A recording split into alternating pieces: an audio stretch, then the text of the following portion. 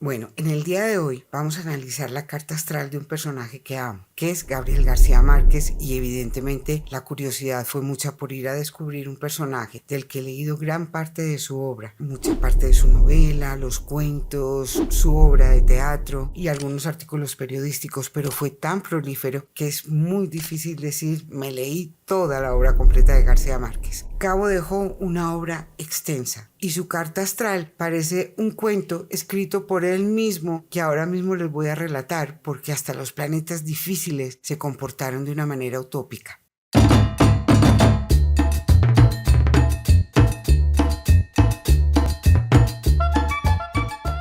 Cien años de soledad lo escribí yo en México desde el 65 hasta el 67.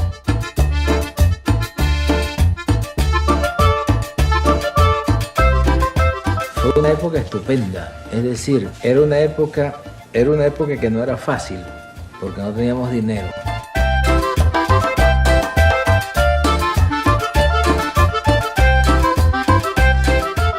Era en cambio una época muy buena porque yo estaba escribiendo como un tren, que es lo mejor que le puede suceder a un escritor.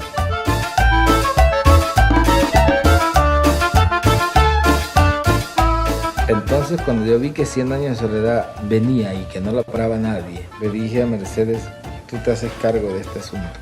Ella, por supuesto, no lo pensó dos veces.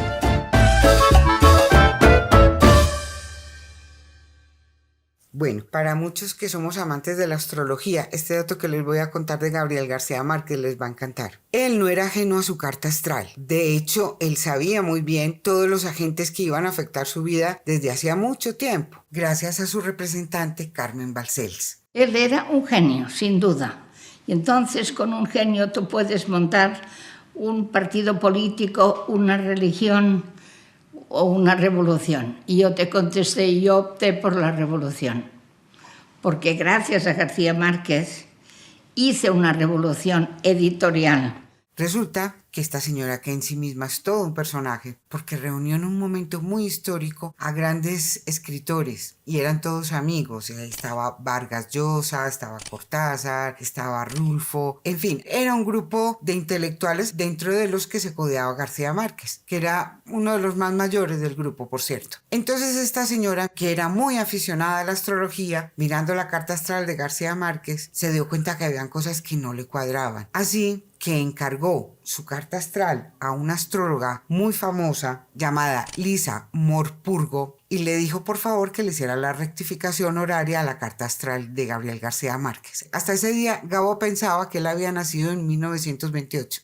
Si eso era 1943, yo debía tener 13 o 14 años. Digo 13 o 14 años porque no está muy seguro en qué año nací yo. Nadie está muy seguro de eso. Y resulta que, pues esta astróloga le hizo la rectificación y se dio cuenta que Gabriel García Márquez había nacido el día 6 de marzo de 1927 a las 9 de la mañana en Aracataca, Magdalena, Colombia. Así que bueno, vamos a mirar la carta astral de Gabriel García Márquez con estos datos. Yo luego, con toda la investigación que hice, le hice una pequeñísima corrección en la hora y para mí él nació a las 9:08. Básicamente es sincronizando momentos históricos en su vida con la carta progresada y las direcciones de arco, las direcciones primarias viendo el momento en que ganó el Nobel. Bueno, continuemos. Bien, lo primero que miramos es que tiene el Sol en Piscis, la Luna en Aries y el ascendente en Aries. La gran mayoría de sus planetas están en agua y en fuego. Es decir, esto nos da una persona con una sensibilidad exquisita, una intuición muy desarrollada, muy emocional, nostálgico. Gabriel García Márquez debía de ser una persona con muchas añoranzas, con un mirar hacia el pasado. De hecho, es el fruto y el cultivo de toda su novela. Y además, con tanto planeta en fuego también, que como su ascendente o su luna, se puede decir que es una persona valiente, arriesgada, aventurera. O sea, no era una persona que iba a esperar a que la vida le trajera las cosas. Iba a ir a buscar las cosas, iba a ejecutar. Es una persona dinámica. Bueno, si vemos la carta de Gabo, el cuarto cuadrante es donde tiene la mayor población de planetas. Volvemos a repetir esto que ya lo dije en el video de Shakira también. De hecho, ambos personajes tienen muchas cosas coincidentes, ¿no? El Venus en Aries, el ascendente en Aries, muchos planetas en el cuarto cuadrante, que están hablando de personas que son muy evolucionadas. Pero concretamente en García Márquez lo hizo conectar con el inconsciente colectivo y tocar los arquetipos, lo que nos es común a todos en su obra. Bueno, también vemos una cosa que así a simple vista llama la atención. Si vemos, esa es una carta astral que tiene 3 conjunciones y una oposición. Y a partir de ahí se va conformando todo el cuento. Por eso yo pensaba que esta carta astral es como una película, total y absolutamente. 3 conjunciones que son Sol conjunción Júpiter, Urano conjunción Mercurio, Luna conjunción Quirón y la oposición es Marte oposición Saturno. Bien, vamos a empezar por la primera. El Sol. Gabriel García Márquez tiene el Sol en Piscis, Júpiter en Piscis, Urano, Mercurio en Piscis. Es decir, es un ser humano con una sensibilidad. Y hay una cosa que para mí es muy pisciana y es la fotografía. Yo pienso que el cine puede llegar mucho más lejos que el libro como medio de expresión y que el futuro es de las artes visuales, de la comunicación. ¿Pero cuál futuro? ¿Cuál futuro, Gabo? De aquí en adelante. La masividad, hasta como negocio el libro es mejor que el cine.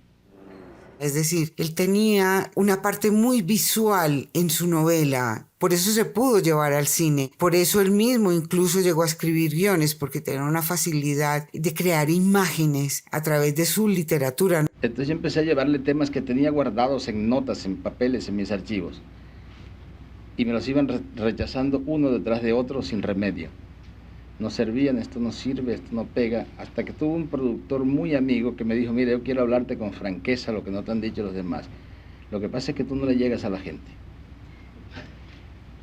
Esto me desilusionó mucho del cine y entonces decidí poner todas esas historias rechazadas en orden y escribí 100 años de soledad. No olvidemos que tiene a Urano y a Mercurio en conjunción en Piscis. O sea, ese Urano y ese Mercurio pues ya de entrada nos está contando que es un escritor genial. Pero volvamos al Sol, Júpiter. También vemos que está muy ocupada la casa 11. Y como si fuera una de sus novelas, vemos además que esa casa 11 está llena de personajes, de amigos, de socios. Pero cuando estaba en París, todo el día sacaba dinero de la mesa de noche, bajaba, comía en la esquina y subía hasta que un día ya no había ni un centavo. Que empecé a mandar SOS a los amigos. Este era un 7º piso sin ascensor. Y yo bajaba, veía que no había carta, y entonces subía y agregaba una página más. No olvidemos que él escribió muchas revistas y en colaboración con otros periodistas. En muchos momentos, en muchos lugares, intentó inaugurar una revista en Cuba, otra en México, otra en España, otra en Barcelona, en Colombia también. Entonces, ahí vemos esa casa 11. Por otro lado, también vemos que él tiene el Sol conjunción Júpiter. Eso es bellísimo. Eso nos está hablando de una persona amable, jovial, jupiteriana, generosa, dicharachera. Se le ve en muchas entrevistas que era un conversador maravilloso. Pero fue amado por todos sus amigos y los amigos lo cuidaron. Y lo cuidaron muchísimo. De hecho, Plinio, que fue su gran compañero, cuenta por ahí que en algún momento le llegó a mandar dinero. Y me dijo, como sea, me voy para México. Ahora, no tengo plata para ir en avión. Me voy en autobús con Mercedes y con tu ahijado. Tú me mandas lo que puedas.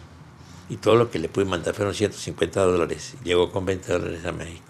Porque ese Saturno-Marte le da muchas crisis económicas, y perdón por el brinco, pero es que él pasó dificultades económicas hasta los 40 años, que es cuando gana el Premio Nobel de Literatura y toda su vida cambia. Pese a que él quiso decir que no iba a cambiar nada, todo le cambió en ese momento. Bien, continuemos. Otra cosa que tiene ese Sol Júpiter es que tienen un hermoso trígono con Plutón. Plutón en la casa 3. La casa 3, los escritores. Ahí es donde vemos prácticamente, donde uno cuando ve la carta astral de un escritor tiene que ir a ver qué planetas tiene en la casa 3, porque ahí es donde nos va a contar cómo va a ser su carrera. Bien, curiosamente Plutón. Y aquí es donde yo les digo que la carta astral de García Márquez es utópica, porque es un Plutón que funcionó muy bien. Está en ese aspecto con el Sol y con Júpiter, que lo hizo tener amigos poderosos. O sea, llegó a ser amigo de Fidel Castro, tanto como lo fue de Bill Clinton. Tenía una relación con Bill Clinton Clinton y con su hija muy estrecha, hasta tal punto que mandaba con dedicatoria cada libro nuevo que sacaba, y a la hija le mandó todas las obras que fueron traducidas al inglés. Es tan curiosa la amistad que tuvo con estos dos personajes, que intervino incluso en el conflicto entre Cuba y Estados Unidos y el bloqueo económico que tuvo Cuba, hasta tal punto que casi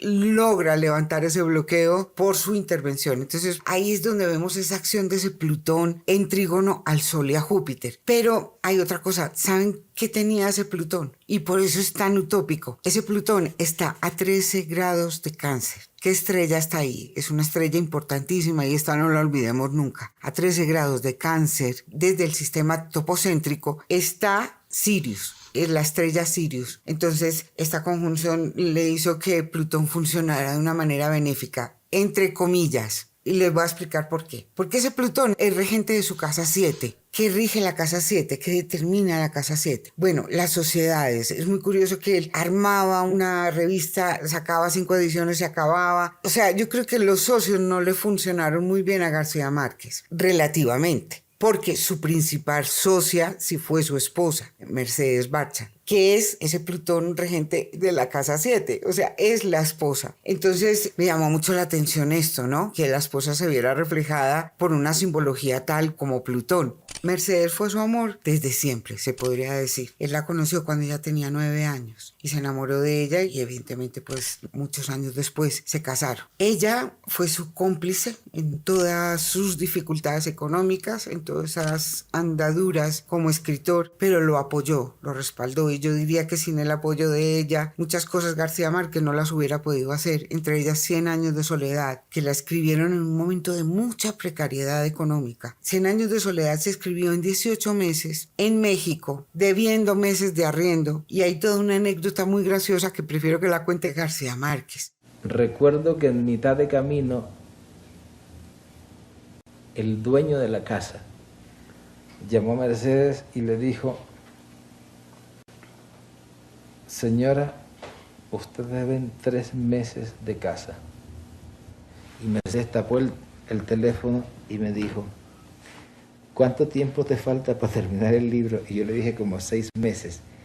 Y entonces ella le dijo: mire señor, no solo le debemos 3 meses, sino que le vamos a deber 6 más. Y entonces el tipo le dijo: y dentro de 7 me pagan todo. Y dijo: así todo. Y él le dijo: si usted me da su palabra, yo no tengo ningún inconveniente en esperarlo. Y Mercedes tapó y me dijo: papá, palabra, mi palabra. Y dijo: mi palabra de honor. Y tú sabes que a los 7 meses fuimos y le pagamos todo. No por 100 años de soledad, porque yo terminé y en un mes traía tal perrenque en la mano que me puse a trabajar después en publicidad y pudimos pagar todo eso. No me hacía caso y todavía no me hace caso. Eso le gusta mucho a los hombres, que no le hagan caso. Mercedes ha quedado regada en todos mis libros. Pedazos por todos lados, personajes completos que se ven. 100 años se da inclusive con su propio nombre. Mercedes Barcha fue personaje de muchas de sus novelas, como él mismo lo dice. Pero es muy curioso cuando tú lees Diatriba de amor contra un hombre sentado, que yo creo que es un homenaje a ella. Y es una mujer madura ya de 50 y tantos años, de la costa, del Caribe, como eran ellos dos, que llevaban 25 años casados y justo ese día iban a celebrar las bodas de plata y ella estaba que ya, no quería más. Fin del matrimonio. Entonces es toda una apología en contra del matrimonio, ese monólogo. Ella viene de estar rompiendo los platos y la primera frase que suelta es: nada se parece tanto al infierno como un matrimonio feliz. Entonces uno dice, bueno, fueron pareja toda la vida, ella fue fundamental y esencial, pero ahí hay un sabor de Plutón en el fondo, si uno lo mira, porque qué curioso, vale, de acuerdo, es un Plutón con Sirius, con una estrella muy muy importante, en un trígono con Júpiter, con el Sol, que le dio mucho poder. García Márquez llegó a intervenir incluso en los procesos de paz de Colombia, intervino muchas veces con el M-19 durante varios mandatarios colombianos, él intervino con la guerrilla y en todo lo que fue el proceso y los acuerdos de paz. También esa regencia de Plutón en casa 7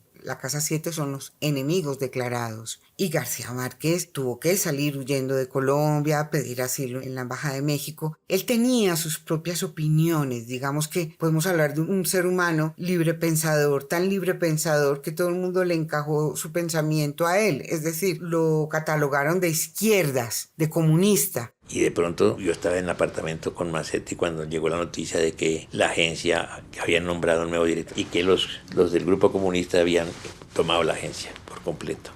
Macetti nos dijo que estaba preocupado porque había una célula comunista que quería tomarse la agencia. Y yo me acuerdo que yo iba a La Habana, salíamos a las 2 de la mañana a trabajar y decía, mira, ¿por qué hay esa luz allá arriba y tal? Subíamos a ver y era la célula. Entonces yo presenté mi renuncia, me fui a buscar a Gabo. Estaba en Prensa Latina, en Nueva York, muy amenazado por los exilados cubanos. Fue Mercedes la que me esperó en el aeropuerto con mi ahijado Rodrigo y me dijo, Gabo también renunció ya. Se levantó el Gabo detrás de mí, se despertó. Oiga, maestro, ¿qué pasó, Gabo? Soñé una cosa horrible. ¿Qué soñaste, Gabo? Soñé que el socialismo no funciona. Y nos fuimos para la Unión Soviética. Y visitamos la Unión Soviética y vimos eso, un horror. Todo eso era feísimo. Cuando salió de Prensa Latina en el 61, tuvo relaciones muy difíciles con Cuba. Esa historia de un García Márquez que siempre tenía relaciones estrechas con Cuba durante los 60, eso es falso.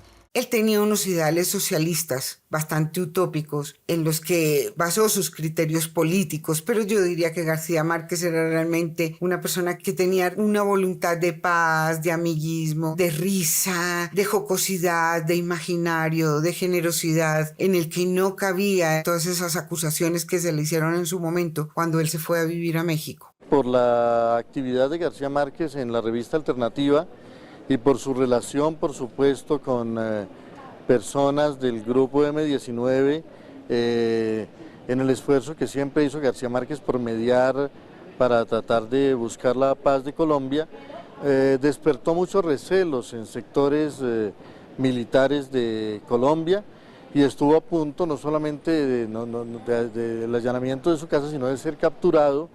Yo preferí de veras regresar a México por el camino más seguro, que era a través de la embajada. Yo en realidad no tengo nada que ocultar. En mi vida he disparado otra arma distinta de la máquina de escribir.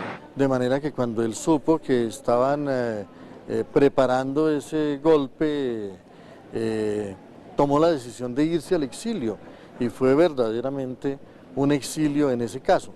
¿Existió realmente la orden de detención? Yo no lo puedo saber. Lo que pasa es que yo recibí 3 versiones separadas de distintas fuentes y además una llamada anónima.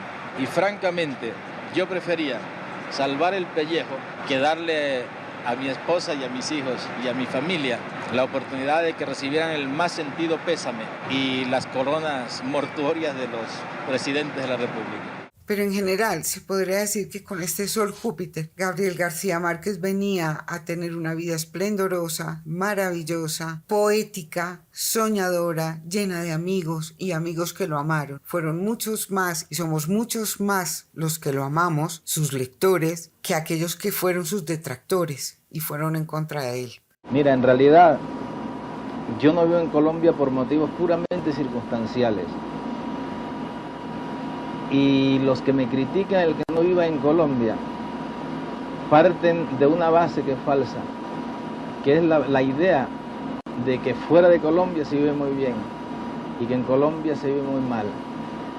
Yo te aseguro que yo en ninguna parte estoy mejor que en Colombia. Como te digo, es por razones circunstanciales que no estoy acá, pero en ninguna parte la gente, por ejemplo, es más amable y más cariñosa conmigo. No, mira, yo tengo dificultades, son por razones contrarias en la calle, por el asedio y el cariño que encuentro en la gente. En los restaurantes no me quieren cobrar, los choferes de taxi no me quieren cobrar.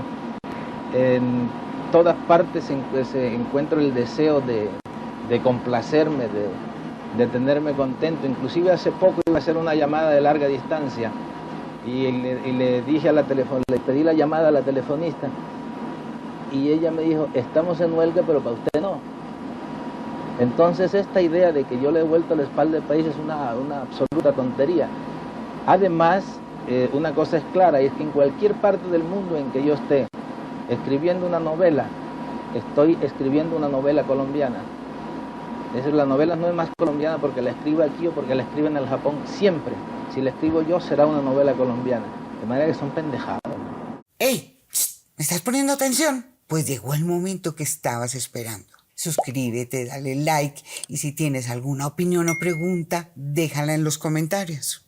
Miren, yo muchas veces me pongo en el lugar de García Márquez. Él era conocedor de su carta astral. Él sabía que tenía un Sol Júpiter, es decir, tenía una promesa de vida beneficiosa. Pero hasta los 40 años, García Márquez y Mercedes pasan muchísimas precariedades. Hay momentos de grandes dificultades económicas. Yo me imagino que en su lugar yo pensaría, esto sí será verdad, esto sí se irá a cumplir algún día. ¿Cómo lo dudaría, no? ¿Cómo dudaría de la astrología en esos momentos de su vida? Y luego yo me imagino que más adelante, pues cuando ya tiene todo su triunfo, se reconciliaría con su carta astral. No lo sé, no hay ninguna manifestación de este tipo casi que por ningún lado. Sus amigos lo salvaron de muchas, pero también fueron sus cómplices literarios, como lo fue, por ejemplo, Álvaro Mutis, que hay un testimonio maravilloso de cuando a García Márquez le informan que se ganó el premio Nobel y al primero que llama es a su gran amigo Álvaro Mutis. Gabriel García Márquez ha obtenido ya todos los éxitos en la literatura. ¿Espera García Márquez entrar a la actividad política? No, el sueño de mi vida es escribir una gran novela. No ha escrito todavía la gran novela. Uno siempre piensa que la próxima será la mejor. Y el día que deje de pensarlo, pues dejaría de ser un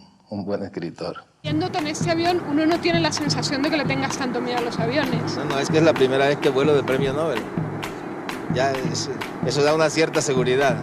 ¿Está escribiendo ahorita García Márquez? Hoy no. Es decir, cuando a mí me preguntaban cómo me sentaría el premio Nobel, siempre dije que sería una gran alegría como para todo escritor, pero que personalmente que para mí sería una desgracia personal.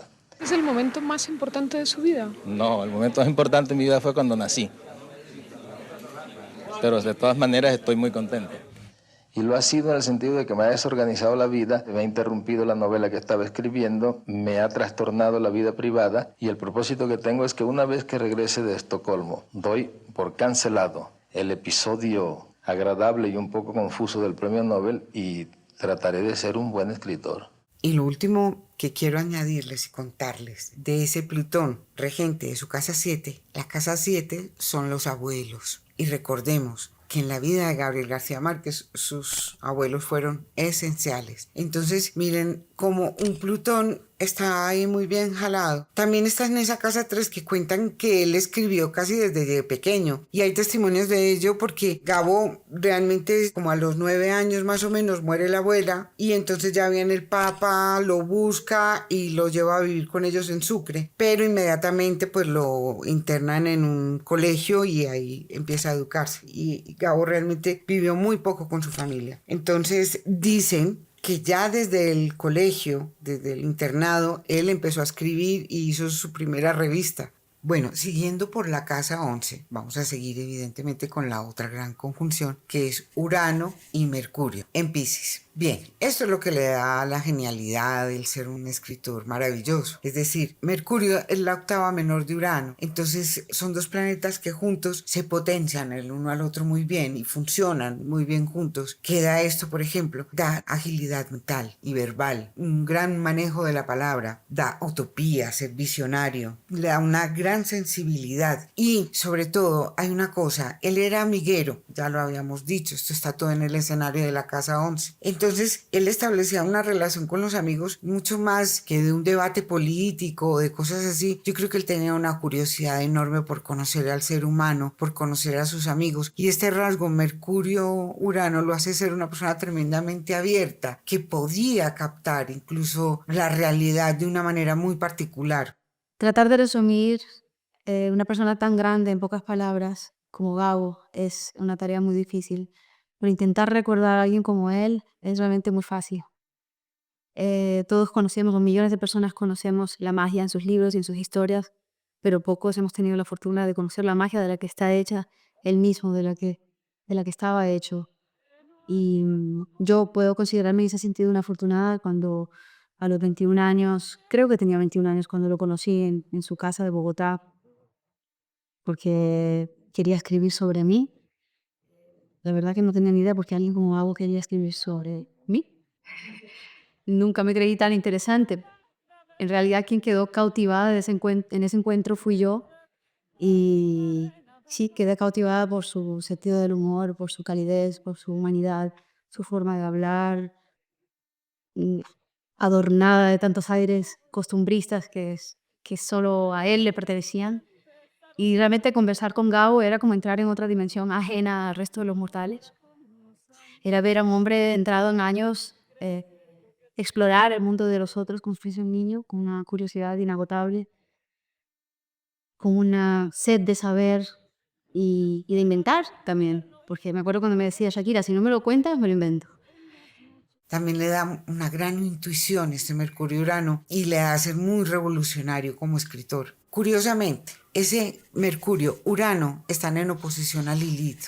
Esta oposición de Mercurio-Urano con Lilith, yo estoy que hago o voy a hacer de este canal una casuística sobre Lilith y la interferencia que hace en la vida de muchos artistas y en su obra. En la carta de García Márquez, bueno, está en oposición justamente al símbolo de lo que lo hace él ser un escritor, hacer práctica de la escritura. Está en su casa quinta, es decir, una Lilith muy creativa. Y yo siempre lo pensaré, Lilith es nuestra parte brujeril y es muy curioso cómo todo ese tipo de personajes del más allá, de lo brujeril, de la hierba, no nos olvidemos nunca que Úrsula Iguarán es una yerbatera tremenda, es una persona que sabe la magia y la brujería, y esto es una constante en toda la literatura de García Márquez. En Diatriba de Amor, por ejemplo, hay una presencia de un fantasma constante que es Amalia Florida y que la otra la manda a callar, Amalia, cállate, porque tocaba el saxofón 10 días y de noche tocándolo. Entonces eso es como esa parte misteriosa que tiene la obra de García Márquez. Yo diría mucho que se la da esta oposición con Lilith.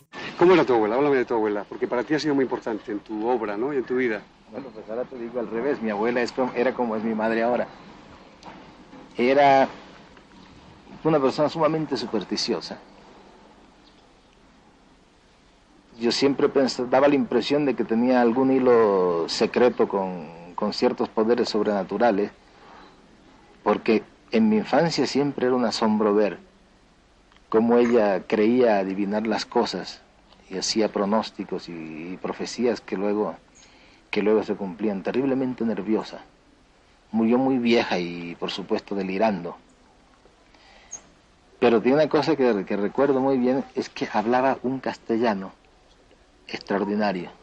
Y ahora vamos a mirar la otra gran conjunción que tiene en su carta astral y que, esta sí que es utópica, total y absoluta. Tiene una descriptiva en hechos reales dentro de su vida. Me estoy refiriendo a la luna, conjunción Quirón, en Aries en la casa 12. ¿Qué nos está contando esto? Bueno, ahí es donde veremos el realismo mágico, absoluto. En hechos reales, lo primero que uno tiene que contar es que la casa 12 es el prenatal, o sea, es el momento en el que uno nace justo y el embarazo, digamos. Y curiosamente García Márquez casi se muere en el parto. Se le enredó el cordón umbilical, lo estaba atendiendo una partera venezolana y fue la que lo revivió a base de hacerle masaje y lo trajo a este mundo. Entonces García Márquez tuvo un nacimiento muy atropellado. Bueno, sigamos analizando esa luna. Esa luna está en casa 12. Vamos a empezar por ahí. Tengamos en cuenta que esa luna, en la carta de García Márquez, simboliza los personajes femeninos, su madre, la niñez. Sabemos que él fue realmente abandonado por la madre. El papá y la mamá de Gabo era una relación que no era aceptada por la familia de ella, que era de mejor posición social que la de él. Curiosamente, años después, y basado en esta historia de amor del papá y la mamá de García Márquez, y yo creo que como un acto sanador, que ahí también se me olvidó decir antes, Quirón está en un semisextil con Mercurio, y eso hace que el escribir para él sea sanador. Bien. Esa luna en casa 12, en conjunción a Quirón, nos está contando de ese dolor profundo del abandono de la madre, de una madre que no estuvo, que lo dejó en manos de su abuela. Pero también nos está contando de su abuela y de una abuela casa 12, es decir, una abuela esotérica, misteriosa. Yo creo que lo que le da a Gabo su literatura fantástica es esa luna en casa 12, esa cotidianidad extrapolada a algo mucho más trascendente y contada de una manera tan bella como lo hace, por ejemplo, en 100 años de soledad, que llega a conectar con el inconsciente colectivo, con la psiquis, con la emocionalidad colectiva, porque eso es una luna en casa 12. Recordemos, casa 12, todo planeta, es una conexión con el inconsciente colectivo. Por eso él, a través de esta luna, que además es regente de su casa 3, es decir, volvemos, la casa 3, el escritor que él es, esa luna interfirió o tuvo mucho que ver con todo su mundo imaginario, en el que él pudo, digamos que, dar un salto evolutivo, trascenderse a sí mismo, trascender sus propias dificultades. No olvidemos nunca que Gabo era una persona con un sentido del humor enorme, y yo creo que él pudo traspasar muchas dificultades que tuvo en la vida gracias a esa risa, gracias a su escritura y a lo único que él sabía hacer, que era escribir. Bueno, con esto terminamos la primera parte. En el próximo vídeo seguiremos con el análisis de la carta astral de Gabo. Si tienen algún comentario, alguna pregunta, déjenmelo aquí abajo, que yo con mucho gusto se los voy a responder. Y también denle like y suscríbanse para que yo siga subiendo contenido. Bueno, esto fue todo por hoy. Un abracito muy grande. Se despide Solsticia de todos ustedes y hasta nuestro próximo vídeo. Un abrazo.